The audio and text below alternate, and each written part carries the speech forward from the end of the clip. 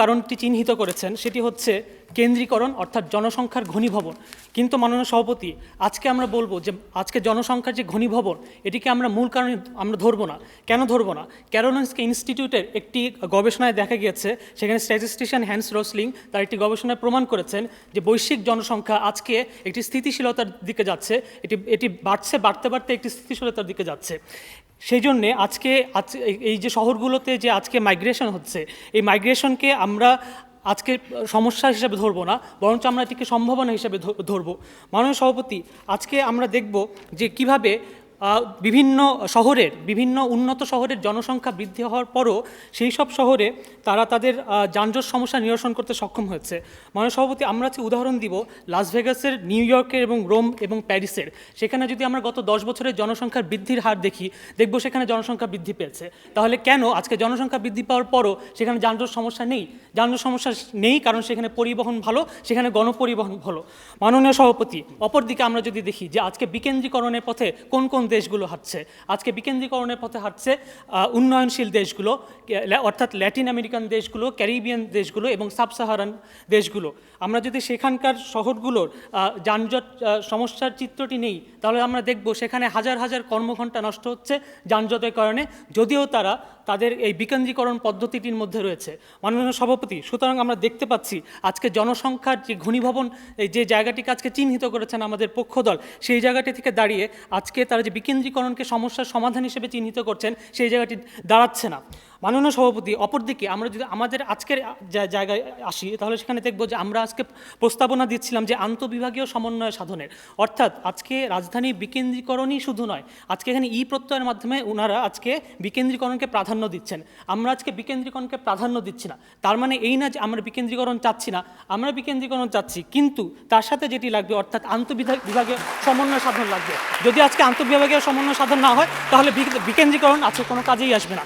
মাননীয় সভাপতি, আজকে আমরা যদি সড়ক ও গণপরিবহনের কিছু চিত্র দেখি, তাহলে সেখানে আমরা দেখব কিভাবে উন্নত দেশগুলো তার গণপরিবহনকে উন্নত করার মাধ্যমে তাদের যানজট সমস্যা নিরসন করতে সক্ষম হচ্ছে। 2013 সালের একটি মার্কিন যুক্তরাষ্ট্রের প্রতিবেদনে দেখা গেছে যে সেখানে তাদের শহরে তারা গণপরিবহন ব্যবস্থাকে সুদৃঢ় করে 865 মিলিয়ন কর্মঘণ্টা সেভ করতে সক্ষম হয়েছে এবং $21 বিলিয়ন খরচ কমাতে সক্ষম হয়েছে। আমরা পিটসবার্গ ইনস্টিটিউটের একটি রিসার্চে দেখছি যে সেখানে বলছে যে একটি মেট্রো রেল রাস্তাঘাটে 60টি গাড়ি দ্বারা সৃষ্ট যানজটকে নিরসন করতে সক্ষম। শুধু তাই না, আজকে যদি ঢাকায় আমার প্রতিদিন 2 লক্ষ গাড়ি যেতে পারে, কিন্তু সেখানে যদি 2 লক্ষ গাড়ি বদলে 5 লক্ষ গাড়ি আসে, তাহলে সেই রাস্তাটি চলাচল সম্ভব নয়। এর পিছনে আমরা কোন কারণটিকে দেখছি? এর পিছনে কারণটি হচ্ছে আজকে যে গাড়িগুলো নিয়ে আসা হচ্ছে, ব্যক্তিগত গাড়িগুলো, সেখানে যথেষ্ট ট্যাক্স আরোপণ করা হচ্ছে না। আজকে আমাদের রাস্তাগুলো সংকুচিত হয়েছে, সংকীর্ণ হয়ে আছে। কেন হয়ে আছে? কারণ রাস্তায় খোঁড়াখুড়ি চলছে।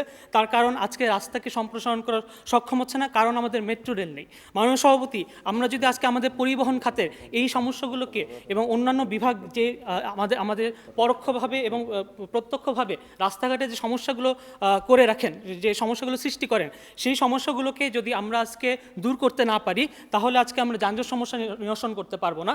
আর এই কাজটি করতে হলে একমাত্র সেটি সম্ভব হবে আন্তঃবিভাগীয় সমন্বয় সাধনের মাধ্যমে। মাননীয় সভাপতি, আজকে আমরা দ্বিতীয় বক্তার কাছ থেকে দেখছি যে ডিটেইল এরিয়া প্ল্যানের কথা বলা হয়েছে, ডিটেইল এরিয়া প্ল্যানের বাস্তবায়নযোগ্যতা বলা হচ্ছে, কিন্তু সেখানে আমরা এখনও পর্যন্ত এই ডিটেইল এরিয়া প্ল্যান আমরা এখনও ফলপ্রসূ হতে দেখিনি। কেন দেখিনি মাননীয় সভাপতি, যদি বিকেন্দ্রীকরণ এতই সহজ একটি পদ্ধতি হয়ে থাকে? মাননীয় সভাপতি, আজকে স্বায়ত্তশাসনের কথা বলা হচ্ছে। মাননীয় সভাপতি, আজকে ঢাকা সিটি কর্পোরেশনকে 2 ভাগ করা হয়েছে, কিন্তু এই বর্ষায় কি আমাদের জলাবদ্ধতা কমেছে? কমেনি মাননীয় সভাপতি। তাহলে প্রাদেশিক স্বায়ত্তশাসন নিশ্চিত করলেই আমরা রাস্তাঘাটকে ভালো করে ফেলতে পারবো না। এর জন্য আমাদের দরকার হবে সমন্বিত উদ্যোগ। সুতরাং আজকে আমরা দলীয়ভাবে যে জায়গাটিতে আমরা দাঁড়িয়েছিলাম, সেটি হচ্ছে আজকে শুধুমাত্র বিকেন্দ্রীকরণের মাধ্যমে, অর্থাৎ জনসংখ্যাকে বিস্তৃতিকরণের মাধ্যমে এবং ঢাকায় মানুষকে আসতে বাধা দেওয়া, এই কাজটিকে যদি আমরা থামিয়ে রাখি, শুধুমাত্র সেই বিকেন্দ্রীকরণের মাধ্যমে আমরা যানজট সমস্যা নিরসন করতে পারবো না, বরং যানজটের যে মূল অন্যান্য কারণগুলো রয়েছে সেগুলো চিহ্নিত করে একটি সমন্বয়িত উদ্যোগের মাধ্যমে আমরা যানজট সমস্যার সমাধান করতে পারবো। ধন্যবাদ মাননীয় সভাপতি, ধন্যবাদ সবাইকে। এখন যুক্তি খণ্ডন পর্ব। এই পর্বে পক্ষের দলনেতা সাদিক হাসান শুভকে আমরা 2 মিনিট সময় দিতে পারছি। মাননীয় সভাপতি, আপনাকে অসংখ্য ধন্যবাদ আমাকে দ্বিতীয়বারের সুযোগ প্রদানের জন্য। মাননীয় সভাপতি, বিতর্কের বিষয় ছিল রাজধানীর বিকেন্দ্রীকরণই পারে ঢাকার যানজট সমস্যার সমাধান নিরসন করতে। মাননীয় সভাপতি, যুক্তি খণ্ডন পর্বে সুযোগ দেওয়ার জন্য ধন্যবাদ জানাচ্ছি। মাননীয় সভাপতি, আজকে যদি ধরে ধরে যুক্তি খণ্ডন করি, আজকে বিপক্ষ দলের প্রথম বক্তা বলে গেলেন যে অবকাঠামো তৈরি করতে হবে, কর বাড়াতে হবে এবং ট্রাফিক নিয়ন্ত্রণ করতে হবে, এই ধরনের কিছু পদক্ষেপের কথা বলে গেলেন। ওয়াসা ডেসার মধ্যে সমন্বয় বাড়াতে হবে। মাননীয় সভাপতি, এটি ইতিমধ্যে আমি বলে গিয়েছি যে যখন বাংলাদেশে তাদের দ্বিতীয় বক্তার কথা মতে বাংলাদেশে আমলাতান্ত্রিক জটিলতা রয়েছে এবং আমলাতান্ত্রিক জটিলতার কারণে যখন 40 বছর পর্যন্ত 40 বছর স্বাধীনতা 40 বছর পার হয়ে যাওয়ার পরও এখন পর্যন্ত যেহেতু এই সমন্বয়গুলো তৈরি হয়নি, তার মানে আমরা বলতে পারি যে বাংলাদেশে এই সমন্বয়গুলো তৈরি করা জটিল একটি ব্যাপার। মাননীয় সভাপতি, লক্ষ্য করুন, আজকে তাদের দ্বিতীয় বক্তা বলে গেলেন যে ঢাকায় রাস্তার একটি ছোট্ট গলির কথা তিনি বলে গেলেন। মাননীয় সভাপতি, আমরা সেটাই বলছি যে ঢাকায় একটি ছোট্ট গলি রয়েছে, কারণ ঢাকার আয়তনটি ছোট, মাত্র 302 বর্গ কিলোমিটার। এই 302 বর্গ কিলোমিটারের মধ্যে প্রতিদিন প্রবেশ করছে 2200 মানুষ এবং এই কারণেই আয়তন ছোট হচ্ছে, রাস্তা থেকে গলি হয়ে যাচ্ছে, গলি থেকে সরু নলা হয়ে যাচ্ছে। মাননীয় সভাপতি, এটি যখন ঢাকার বর্তমান চিত্র, তখন সেই চিত্রে দাঁড়িয়ে আপনি কখনোই সমন্বয় সাধনের মাধ্যমে সমাধানটি করতে পারবেন না, বরং সেই নলা থেকে আবার আপনাকে গলিতে যেতে হবে এবং গলি থেকে আবার রাস্তায় বের হতে হবে। মাননীয় সভাপতি, সেটির জন্য যেটি প্রয়োজন সেটি হচ্ছে একটি বিকেন্দ্রীকরণ প্রক্রিয়া। মাননীয় সভাপতি, আজকে বিপক্ষ দলের মাননীয় দলনেতা বলে গেলেন লাস ভেগাস, নিউ ইয়র্ক এবং প্যারিসের কথা। মাননীয় সভাপতি, আজকে ওই শহরগুলোর তুলনায় বাংলাদেশের ঢাকা শহরের অবস্থানটি কোন পর্যায়ে, এই বিষয়টি একটু চিন্তা করতে হবে। মাননীয় সভাপতি, লাস ভেগাস, নিউ ইয়র্ক এবং প্যারিসের যে অর্থনৈতিক ব্যবস্থা, সেই অর্থনৈতিক ব্যবস্থায় বা তাদের যে রাজনৈতিক অবস্থা কিংবা তাদের যে মাননীয় সভাপতি অবকাঠামোগত অবস্থা, তাদের যে প্রশাসনিক ব্যবস্থা, সেই প্রশাসনিক ব্যবস্থার সাথে বাংলাদেশের ঢাকার প্রশাসনিক ব্যবস্থা তুলনা করলে চলবে না। মাননীয় সভাপতি, সেই প্রশাসনিক ব্যবস্থায় তারা একটি সমন্বিত উদ্যোগ গ্রহণ করতে পারে, কিন্তু ঢাকার সেই সমন্বিত উদ্যোগটি গ্রহণ করতে এখনও অনেক দেরি আছে। মাননীয় সভাপতি, আজকে তারা বলে গেলেন যে ঢাকায় ব্যক্তিগত গাড়ি নামছে। কেন ব্যক্তিগত গাড়ি নামছে? মাননীয় সভাপতি, ব্যক্তিগত গাড়িগুলো নামছে নিরাপত্তার কারণে। যখন একজন মানুষ মাননীয় সভাপতি অর্থ উপার্জন করে, তখন স্বভাবতই সে মাননীয় সভাপতি তার অর্থগুলো হারাতে চায় না, কখনোই চায় না মাননীয় সভাপতি তার অর্থগুলো ছিনতাইকারী নিয়ে যান। সেই কারণে মাননীয় সভাপতি সেই মানুষটি ব্যক্তিগত গাড়ি নিয়ে রাস্তায় নামে এবং ব্যক্তিগত গাড়িটি এই জন্য তার নিরাপত্তাকে নিশ্চিত করে। মাননীয় সভাপতি, তিনি বলে গেলেন ট্যাক্স আদায় করা হয় না, ব্যক্তিগত গাড়ির উপর 400% ট্যাক্স আদায় করা হয়। এই বিষয়টি মাননীয় সভাপতি পরিষ্কার করে যে তাদের যে যুক্তিগুলো দিয়েছিল সেই যুক্তিগুলো মাননীয় সভাপতি ধুবে টিকে না। অপরদিকে আমরা যে যুক্তিগুলো দিয়েছি সেগুলো মাননীয় সভাপতি সত্যিকার অর্থেই যুক্তিযুক্ত এবং শক্তিশালী। ধন্যবাদ মাননীয় সভাপতি। ধন্যবাদ সাদিক হাসান শুভ। এবারে বিপক্ষের দলনেতা, তিনি যুক্তি খণ্ডন করবেন, ইয়ামিন হামিদ।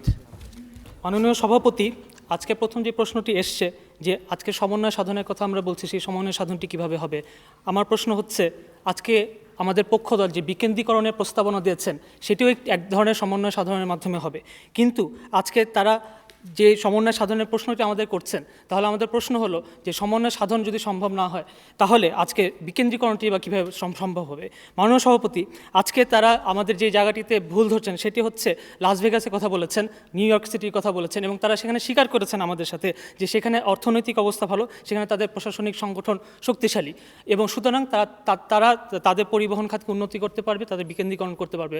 মাননীয় সভাপতি, আজকে আমরা সেই জায়গাটিতে আজকে বিকেন্দ্রীকরণের বিরোধিতা করছি যে বিকেন্দ্রীকরণ করতে হলে একটি দেশকে অর্থনৈতিকভাবে সক্ষম হতে হবে, তাদেরকে প্রশাসনিকভাবে সক্ষম হতে হবে। যদি তারা সেটি হতে না পারে তাহলে বিকেন্দ্রীকরণ যে দীর্ঘমেয়াদী প্রক্রিয়াটি, সেই দীর্ঘমেয়াদী প্রক্রিয়াটি আজকে স্থবির হয়ে যাবে। অপরদিকে আজকে আমরা যে প্রস্তাবনাগুলো দিচ্ছি সেখানে শুধুমাত্র দীর্ঘমেয়াদী পরিকল্পনাই নয়, বরং সেখানে আজকে স্বল্পমেয়াদী, মধ্যমেয়াদী এবং দীর্ঘমেয়াদী পরিকল্পনা ছিল এবং এই পরিকল্পনা যখন বাস্তবায়ন করা শুরু হবে তখন যানজট সমস্যা নিরসন করা সম্ভব হবে। মাননীয় সভাপতি, আজকে আমরা দেখেছি যে ওনারা উদাহরণ দিয়েছেন আজকে সিউলের এবং কুয়ালালামপুরের উদাহরণ দিয়েছেন।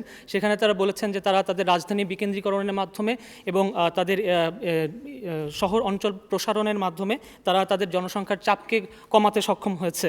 কিন্তু আমাদের প্রশ্ন হচ্ছে, তারা জনসংখ্যা কমিয়ে যেই অন্য যে শহরটি সৃষ্টি করেছে সেই শহরে কি পরিবহন খাতকে উন্নতি করতে হয়নি? সেখানে কি আইন শৃঙ্খলার নিশ্চয়তা দিতে হয়েছে মাননীয় সভাপতি? আর সেটি হচ্ছে আজকে আমাদের আন্তঃবিভাগীয় সমন্বয় সাধন। মাননীয় সভাপতি, আজকে যদি আমি একটি কারখানাকে সরিয়ে 30 কিলোমিটার দূরে নিয়ে যাই, তাহলে আমার প্রশ্ন হচ্ছে যে গার্মেন্টস শ্রমিক উনি এই 30 কিলোমিটার পথ কীভাবে পাড়ি দিবেন যদি গণপরিবহন না থাকে মাননীয় সভাপতি?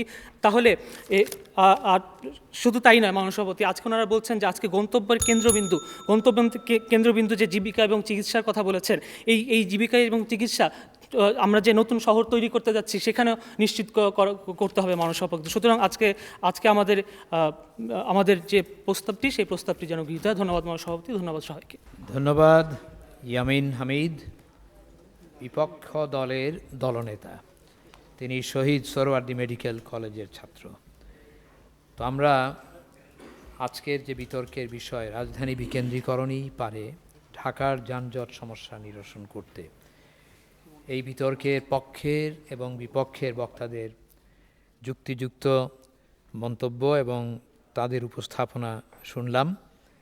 রাজধানী ঢাকার যে ভেতরকার যে সমস্যা, যানজট সমস্যা, পরিবহন সমস্যা, সেইটাকে প্রশাসনিক দক্ষতার মাধ্যমে, সুপরিচালন যাকে বলে গুড গভর্নেন্স, তার মাধ্যমে এবং অর্থনৈতিক সমৃদ্ধি, সেগুলোর মাধ্যমে সমাধান করা।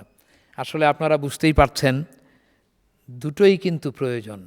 একটা হলো যে শহরের অভ্যন্তরীণ সমস্যাগুলোকে সমাধান করা এবং দীর্ঘমেয়াদে বিকেন্দ্রীকরণ চিন্তা করা। বিকেন্দ্রীকরণ আমি যেটা শুনলাম সেখানে একটু বোধহয় ধারণাগত সমস্যা এসে গেছে। সেটি হলো যে বিকেন্দ্রীকরণ, কথাটা হলো রাজধানী বিকেন্দ্রীকরণ। রাজধানী বিকেন্দ্রীকরণ এটা কি ধরনের হবে? এটা কি ঢাকায় যে রাজধানী, ঢাকা তো রাজধানী, রাজধানীর কাজটি কি? মূলত প্রশাসনিক।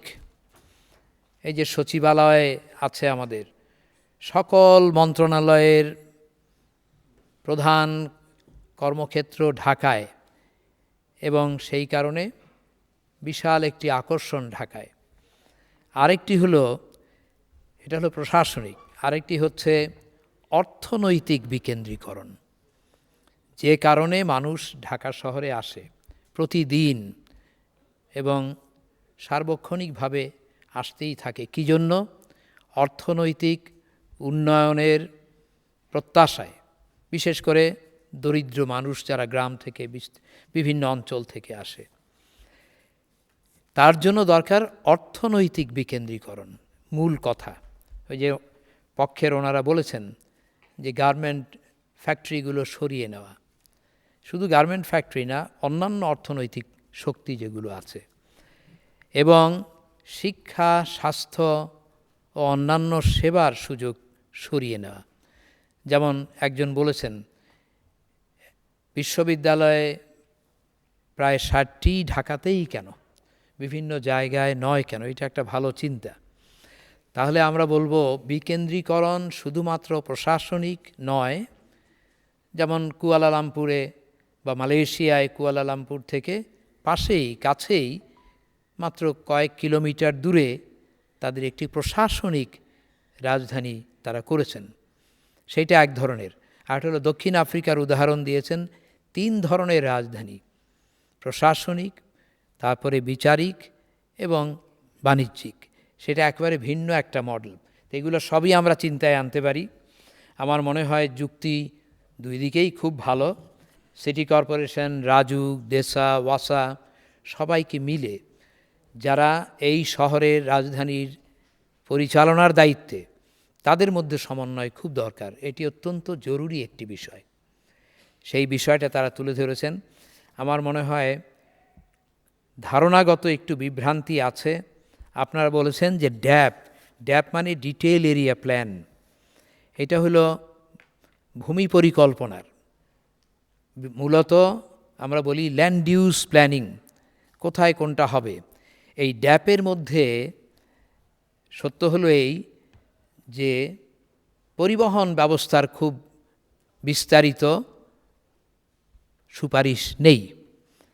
আছে যেটি আপনারা উভয় পক্ষই উল্লেখ করতে ভুলে গেছেন বা খেয়াল হয় নাই, সেটা হলো যাকে আমরা বলি STP, strategic transport policy, strategic transport plan ঢাকার জন্য, যেটি বর্তমান সরকার অনুমোদনও দিয়েছেন এবং সেই অনুযায়ী তারা এগিয়ে যাচ্ছেন।